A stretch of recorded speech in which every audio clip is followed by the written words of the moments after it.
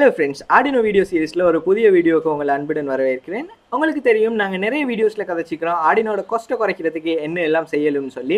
அதுல முக்கியமா ஒரு வீடியோல Arduino ஃபேமிலில உள்ள சின்ன மைக்ரோ கண்ட்ரோலரான Pro Mini பத்தி கதைச்சிக்கிறோம். இந்த Pro Mini தவிர இன்னும் காஸ்ட் குறைக்கிறதுக்கு நிறைய வழிகள் இருக்குது. அதுல ஒன்று தான் இந்த மைக்ரோ கண்ட்ரோலரை டைரக்டா எங்களுக்கு தேவையான மாதிரி ப்ரோக்ராம் பண்ணி யூஸ் பண்றது. அது எப்படின்னு சொல்லி இந்த வீடியோல பார்ப்போம். ISP ப்ரோக்ராம் பத்தியும் சில விளக்கங்கள் இந்த வீடியோல இருக்குது. கண்டிப்பா நீங்க மிஸ் பண்ணாம ஸ்கிப் பண்ணாம பாருங்க இந்த வீடியோவை.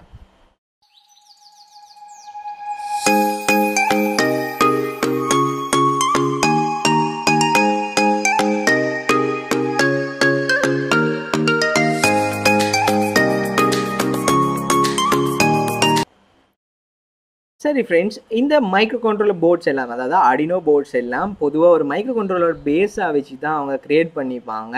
இது பல வெரைட்டிஸில் இருக்குது. உங்களுக்கு தெரியும், ஊனோ, மெனனோ, மெகான்னு சொல்லி நிறைய வெரைட்டிஸில் இருக்குது.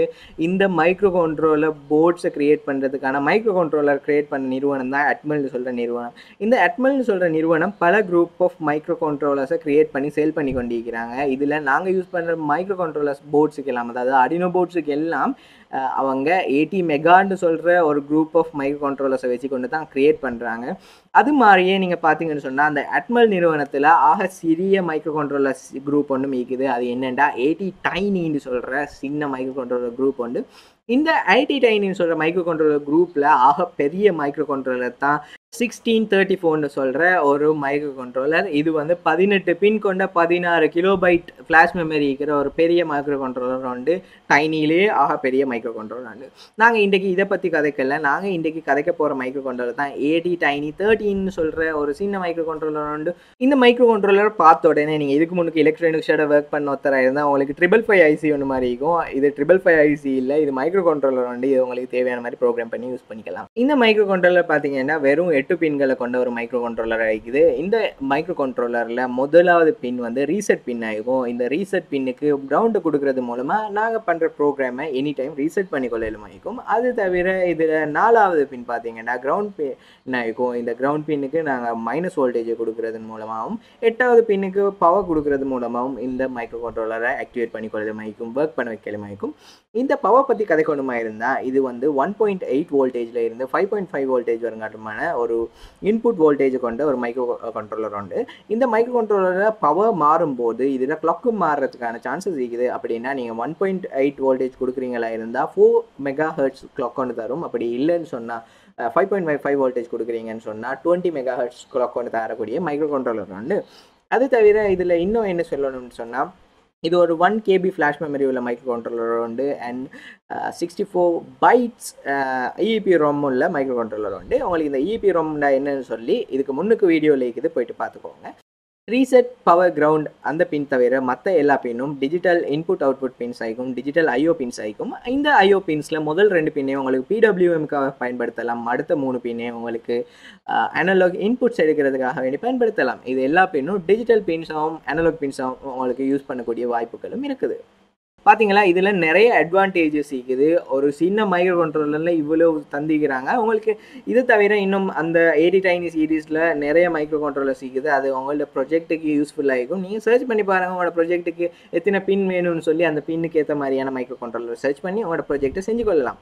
நீங்கள் யோசிக்கலாம், இந்த மைக்ரோ கண்ட்ரோலரில் ஒரு TXRX பின் ஒன்று இல்லை அப்படின்னா சீரியல் கம்யூனிகேஷன் ஒன்று இல்லாததுனால எப்படி நீங்கள் இதை ப்ரோக்ராம் பண்ண போகிறீங்கன்னு யோசிக்கொள்ளலாம். இந்த மைக்ரோ கண்ட்ரோலரை ப்ரோக்ராம் பண்ணுறதுக்காண்டி நிறைய வழிகள் இருக்குது. அதில் ஒன்று தான் இந்த மைக்ரோ கண்ட்ரோலர் ப்ரோக்ராம் பண்ணுறதுக்கு வேறையாக ஷீல்டு இருக்குது. அந்த ஷீல்டு உங்களுக்கு பை பண்ணி அதை வச்சும் உங்களுக்கு ப்ரோக்ராம் பண்ணலாம். அப்படி இல்லைன்னு சொன்னால் ISP ப்ரோக்ராம் பண்ணுறவங்க வச்சு ப்ரோக்ராம் பண்ணலாம்.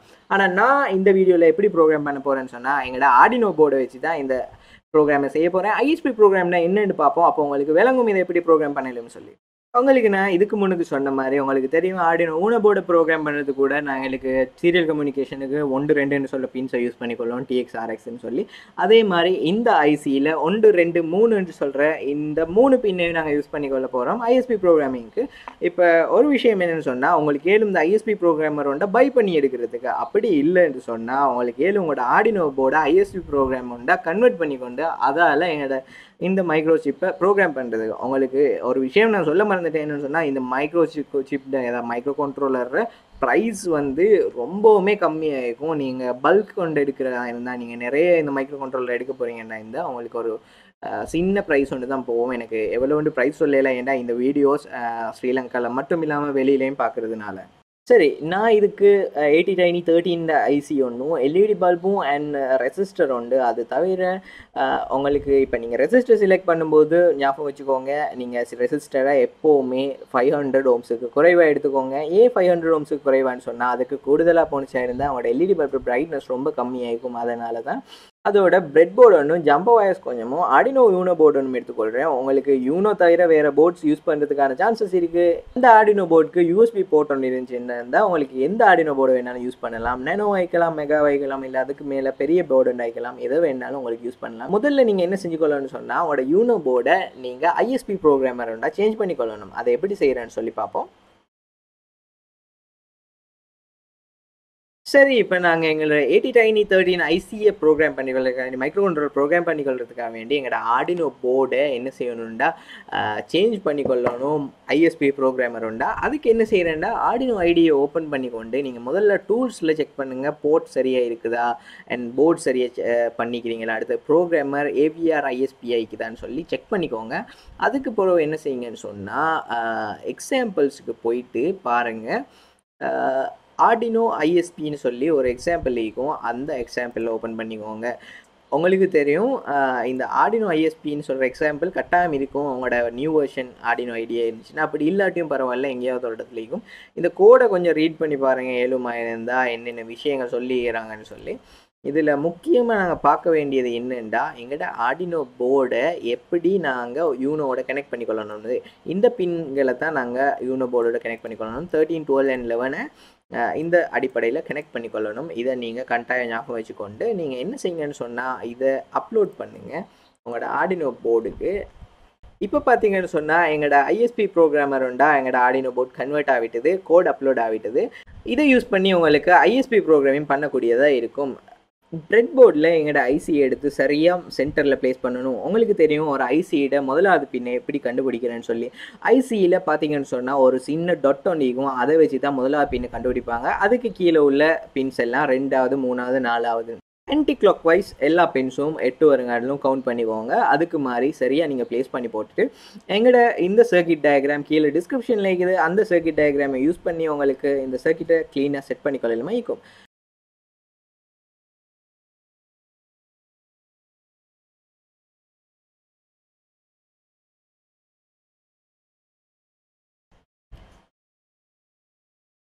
சரி ஃப்ரெண்ட்ஸ், நாங்கள் இவ்வளோ நேரம் செஞ்சது சரியானு பார்க்குறதுக்காக வேண்டி ஒரு வேலை செய்ய போகிறோம். என்னென்னு சொன்னால், முதல்ல நீங்கள் Arduino ஐடியை ஓப்பன் பண்ணிக்கோங்க. Arduino ஐடியை ஓப்பன் பண்ணிக்கொண்டு அதில் டூல்ஸில் பாருங்கள், உங்களுக்கு உங்களோட நீங்கள் யூஸ் பண்ணுற ஐசியை செலக்ட் பண்ணுறதுக்கு ஆப்ஷன் நீக்கான்னு சொல்லி. கண்டிப்பாக இருக்காது, ஆப்ஷன் டிஃபால்ட்டாக வராது. அதனால் நாங்கள் என்ன செய்ய போகிறோம்னு சொன்னால், அந்த ஆப்ஷன்ஸ் எல்லாம் ஆட் பண்ணி கொள்ள போகிறோம். அது எப்படின்னா, இந்த ஃபைல்ஸ் எல்லாம் நான் உங்களுக்கு ஜிப் பண்ணி கீழே டிஸ்கிரிப்ஷனில் போடுறேன், நீங்கள் டவுன்லோட் பண்ணிக்கோங்க. இதை நான் எக்ஸ்ட்ராக்ட் பண்ணுறேன், இந்த ATtiny மாஸ்டர்னு சொல்லிக்கிறத.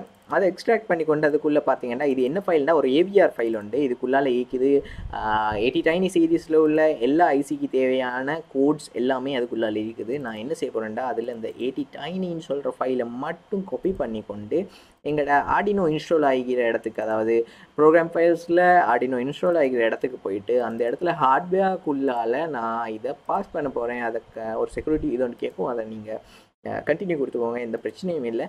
ஓப்பன் பண்ணி வச்சுக்கிற எல்லா Arduino ஐடி ஃபோல்டர்ஸையும் க்ளோஸ் பண்ணிவிட்டு இப்போ நான் என்ன செய்ய போகிறேன்னா, நியூவாக வந்து ஓப்பன் பண்ணி கொள்ள போகிறேன். நியூவாக வந்து ஓப்பன் பண்ண பிறகு நீங்கள் உங்களுக்கு விளங்கும் இந்த டூல்ஸில் போயிட்டு பார்த்தாலே உங்களுக்கு விளங்கும், சேஞ்ச் ஆகிக்கும். அந்த இடத்துல டைனி மைக்ரோ கண்ட்ரோலர்ஸ்னு சொல்லி புதிய ஃபைல்ஸ் வந்து ஓப்பன் ஆகிருக்க விளங்கும். எங்களோட பழைய ஃபைல்ஸ் எல்லாம் AVR போர்ட்ஸ்ன்னு சொல்லி இருக்குது, உங்களுக்கு காணக்கூடியதாக இருக்குது.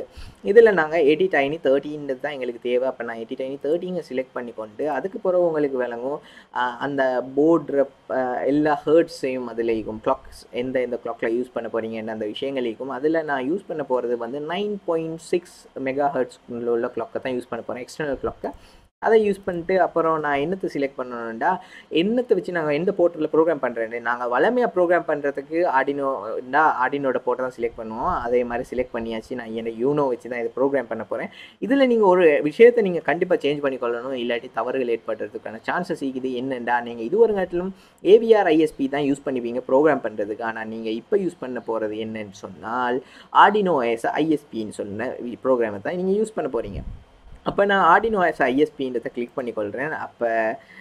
இப்போ இதெல்லாம் ஓகே. நாங்கள் இதை கோடை அப்லோட் பண்ணி பார்ப்போம், இது ஒர்க் பண்ணுதா இல்லையான்னு சொல்லி. நாங்கள் வளமையாக ஒரு டம்மி கோடை யூஸ் பண்ணுவோம் ஒர்க் பண்ணுதா இல்லையான்னு பார்க்குறதுக்கு. அது பேசிக்கில் உள்ள பிளிங்க் கோட் தான். அந்த கோடை ஓப்பன் பண்ணி கொண்டு என்ன செய்ய போகிறோம்னு சொன்னால், இதில் ஒரு விஷயம் நாங்கள் கவனத்தில் கொள்ளணும். என்னென்னு பார்த்தீங்கன்னா, ஆர்டினோ இது மற்ற போர்ட்ஸுக்காக எனக்கு கிரியேட் பண்ணப்பட்ட கோடு. அப்போ பொதுவாக 13 பின் இல்லாட்டி 6 பின் தான் இதில் பிளிங்க் கொடுக்கறதுக்காக வேண்டி கொடுத்துருப்பாங்க. இதை நாங்கள் சேஞ்ச் பண்ணிக்கொள்ளணும் எப்படின்னு சொன்னால், எங்களோட டைனியில் 5 பின் தான் இருக்குது. அப்போ நாங்கள் இது 4வது பின்னை ஹைலோ பண்ணி பார்ப்போம்ன்றதுக்காக வேண்டி நான் 4வது பின்னை கிளிக் பண்ணிக்கொள்கிறேன். இந்த கோடை நான் அப்லோட் பண்ணி பார்க்குறேன், அப்லோட் ஆகினதுக்கு அப்புறம் என்ன நடக்குதுன்னு சொல்லி.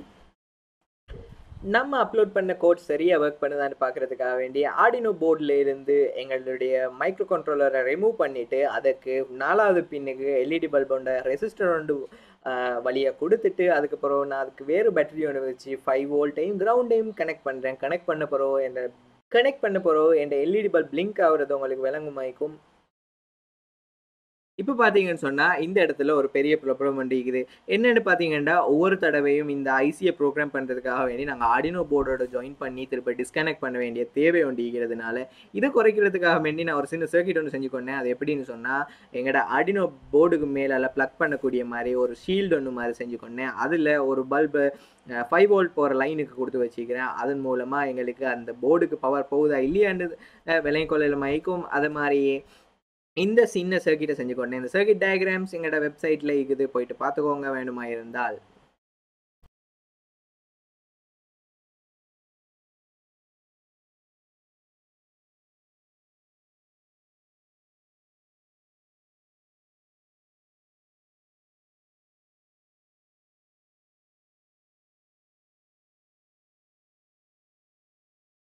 ஓகே, இதை வச்சு இதை வச்சு என்ன எல்லாம் செய்யலும்ன்ற ஒரு ஐடியா எடுக்கிறதுக்காக வேண்டி சின்ன ப்ரோக்ராம் ஒன்று பண்ணிக்கொண்டேன். 5 எல்இடி பல்பு வச்சுக்கொண்டு ஒரு சின்ன எல்இடி பேட்டர்ன் ஒன்று கிரியேட் பண்ணிக்கொண்டேன். அந்த எல்இடி பேட்டர்னை ஒரு சின்ன பேட்டரி ஒன்று கனெக்ட் பண்ணி இந்த மாதிரி ஒரு குட்டி சர்க்கியூட் ஒன்று செஞ்சுக்கொண்டேன். இந்த சர்க்கியூட்டும் சர்க்கியூட் டயக்ராம் அண்ட் கோட்ஸ் எங்களோட வெப்சைட்டில் இருக்குது, போயிட்டு பாருங்கள். கீழே டவுன்லோட் பண்ணுற டிஸ்கிரிப்ஷனில் லிங்க்கும் இருக்குது, வேணும்னா டவுன்லோட் பண்ணிக்கோங்க.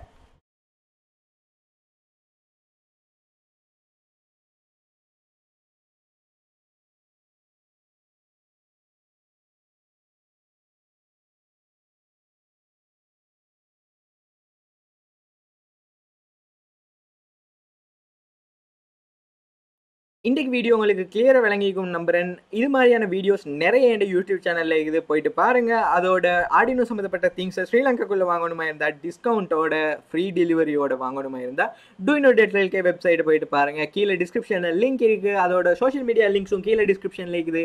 இந்த கோட் எக்ஸாம்பிள்ஸ் பற்றின நிறைய லிங்க்ஸ் கீழே இருக்குது, எல்லாத்தையும் பாருங்கள். அதோட இன்னொரு வீடியோவில் நான் உங்களை சந்திக்கிறேன். பாய் பாய்.